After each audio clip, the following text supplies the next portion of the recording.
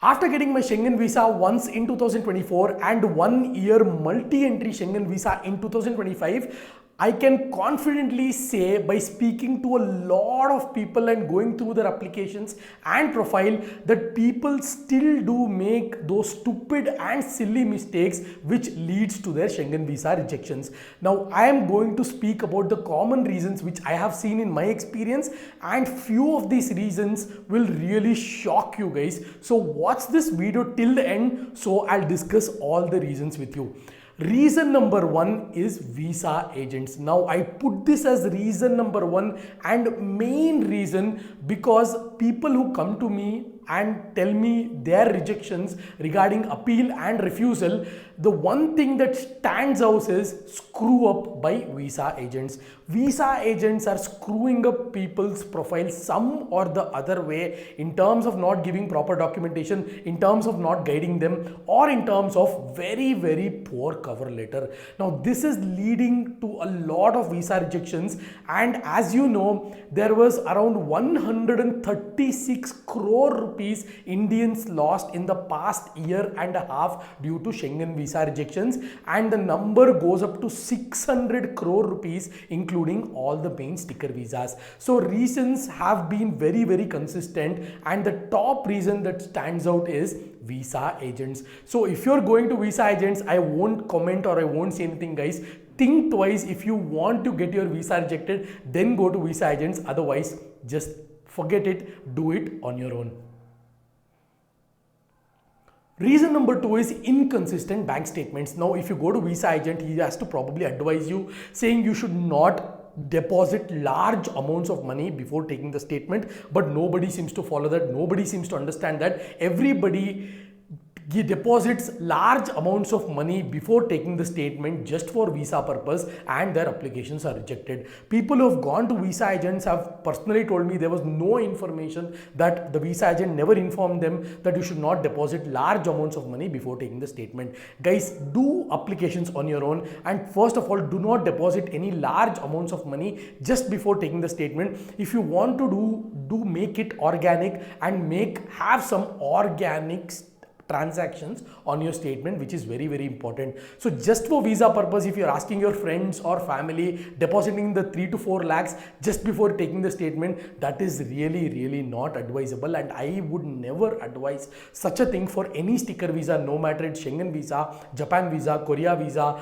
UK visa, US visa, anything, guys. Reason number three is not mentioning strong ties to India, rather showing in your cover letter you have very weak ties to India. Now if you go for a sticker visa, one thing that you have to remember is you must have or you must present strong ties back to India. Now the main reason why rejections happen a lot with Schengen visa is people are not mentioning in their cover letter properly about their strong return to India. That's why cover letter plays around 50 to 60% of your visa. And if you need cover letter, if you need day-to-day itinerary, or if you need help with documentation, please do not hesitate to reach out to me on Instagram. You can check out my Instagram profile. I've prepared cover letters and itineraries to so many people, and all those people have got their visas. So please remember to reach out to me if you have any doubts on the application form or relevant to preparing cover letter or itinerary. You can just check my Instagram profile. I will not continue more on this topic. The next important reason is unrealistic travel itinerary. Now what people do when they fill application form is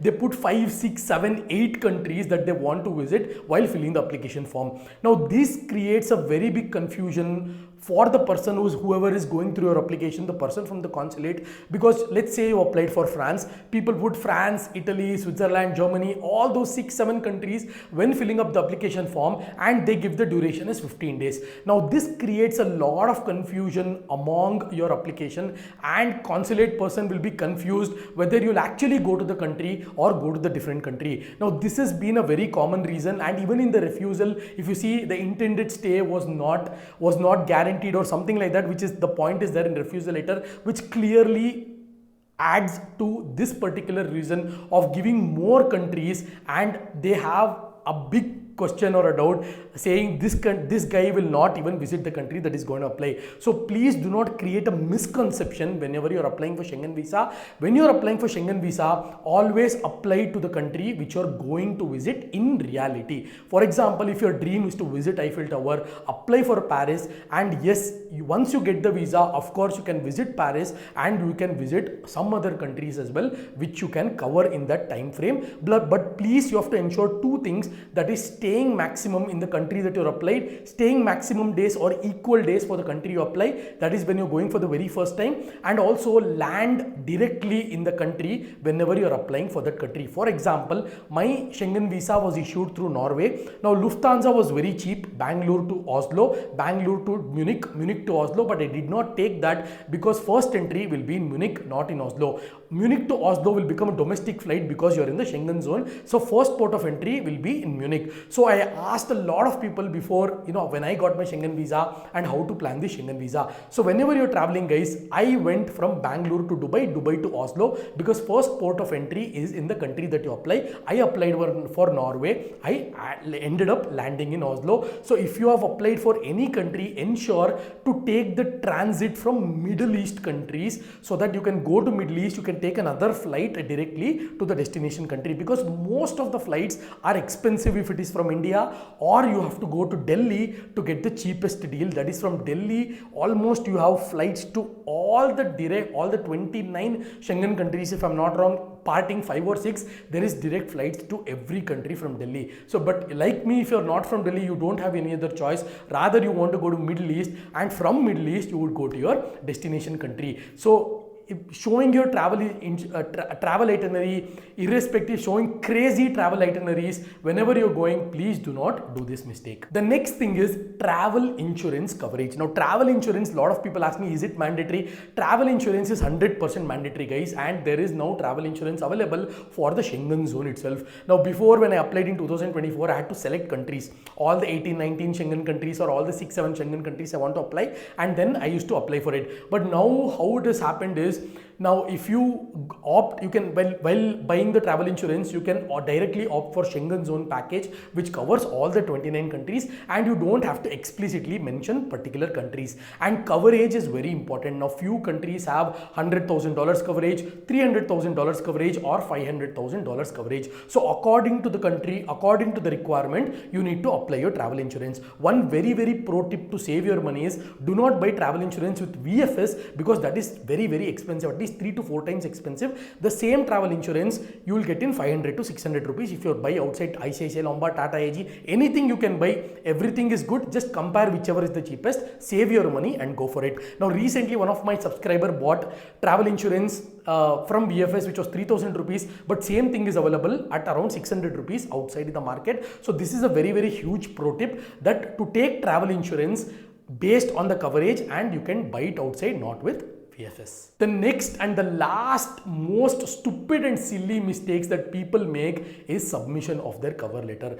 Now guys, whenever you are going for a job interview, the main thing they look at is your CV, that is curriculum vitae, or your resume. If your resume is not good, if you have not worked on your resume, or if your resume is shabby, then your profile will not even get shortlisted for a job interview, because even though you might be multi-talented, multi-skilled, but if you do not take your CV seriously, then it will lead to not even getting shortlisted. Similarly, what is happening is, people are afraid to prepare their own documentation. People go to visa agents, and visa agents as usual give a dummy or a useless cover letter, which is leading to rejections in the embassy. So what happens is, guys, now person A went to a visa agent, he said, I want Schengen visa, his name is, let's say, Pratik. Now I went to the same visa agent, he's going to remove Pratik's name and put my name. That's all he's going to do. He's not going to do anything else. So to avoid going to visa agents, prepare your cover letter. Best thing is, if you need a strong cover letter and itinerary which is going to consume 50 to 60% of your visa, then please feel free to reach out to me on Instagram. Like I said earlier in this